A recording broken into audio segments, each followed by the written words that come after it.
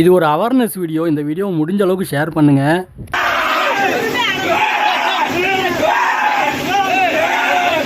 இதில் வந்து மயானக்காளி வேஷம் போட்டுக்கிற ஒருத்தர் ரொம்ப ஆக்ரோஷமாக பயங்கரமாக சாமி ஆடுவார். இவர் இப்படி ஆடும்போதே இந்த ஊரில் ஏதோ அசம்பாவிதம் நடந்த மாதிரி எனக்கு தோணிக்கிட்டே இருந்துச்சு. ஆனால் இந்த ஊரில் உள்ளவங்க என்ன சொன்னாங்கன்னா, அந்த காளிப்பறையில் கருங்காலியோட ஃபோட்டோ வைக்கல, அதனால் கருங்காலிக்கு சாமி வரல, அதனால தான் இந்த அளவுக்கு ஆக்ரோஷமாக சாமி ஆடுறாங்க அப்படின்னு சொன்னாங்க.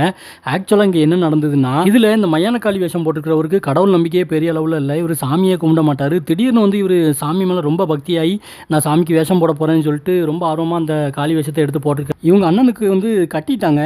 சாமியை கட்டுறதுன்னு சொல்லுவாங்க. அது எப்படின்னா, சாமியை வந்து ஏதாவது பண்ணி கட்டி எடுத்துகிட்டு போயிடுவாங்க. எடுத்துகிட்டு போயிட்டு அதை நெகட்டிவாக கெட்ட சக்தியாக பயன்படுத்துவாங்க. யாரும் இந்த மாதிரி யாரையாவது நீங்கள் ஆட்களை பார்த்தீங்கன்னா கொலைசையில், தயவு செஞ்சு போலீஸ்கிட்ட பிடிச்சி கொடுத்துருங்க. இதெல்லாம் வந்து டோட்டலி அஃபென்ஸு. இப்போ இந்த இடத்துல பார்த்தீங்கன்னா நல்லா தெரியும். இப்போ வந்து இந்த நிற்கிறவர் வந்து பெரிய பெரிய மண்டவோடு மாலை போட்டிருக்காரு. அவர் வந்து சாமியை ஆடாமல் சும்மா தான் நிற்பார். பின்னாடி ஒரு கருங்காலி வேஷம் போட்டிருக்கிறவர் சாமி வந்து ஆடுவார். இந்த ஊர் மக்கள் என்கிட்ட என்ன சொன்னாங்கன்னா, அந்த காளிப்பறையில் கருங்காலியோட ஃபோட்டோ வைக்கல, அதனால தான் சாமி இவ்வளோ ஆக்ரோஷமாக கோபமாக வந்தது இந்த மயானக்காளி அப்படின்னு சொன்னாங்க. ஆக்சுவலாக சாமி கோபமாக வந்ததுக்கு காரணம் என்னென்னா, இப்போ இந்த வீடியோவில் ஒருத்தர் வந்து பெரிய பெரிய மண்டவோடு மாலையாக இடத்துல நிற்கிறாரு பார்த்தீங்களா, முன்னாடி நிற்கிறாரு கருங்காலி வேஷம் போட்டுட்டு. இவர் தான் அந்த மயானக்காளியோட கூட பிறந்த அண்ணன்.